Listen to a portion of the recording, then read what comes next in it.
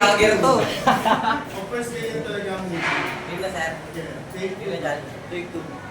Good afternoon, everyone. For number 1, we are given the function of f of x is equals to x squared plus 1 at a is equals to 2. So we're going to substitute the given to the formula of f of a is equals to the limit of f of a plus h squared plus 1 minus a squared plus 1 all over h as h approaches to 0.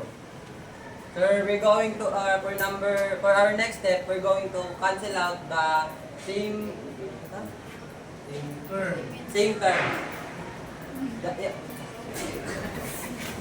The limit of a squared plus 2ah plus a squared plus 1 minus a squared minus 1 all over h. So yung magkakapareha sa ating ika-cancel out, yung magkakapareha sa yung a squared saka yung negative a squared, saka yung positive 1 saka negative 1. So ang matitira na lang ay yung the limit of 2ah plus h squared over h as h approaches to 0.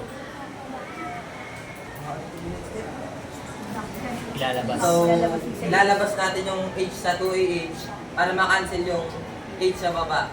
So, ang matitira na lang ulit ay equal limit of 2a plus h as h approaches to 0. So, papalitan natin yung h ng value niya na 0. Kaya yung 0, wala na yung 0, kaya 2a na lang matitira.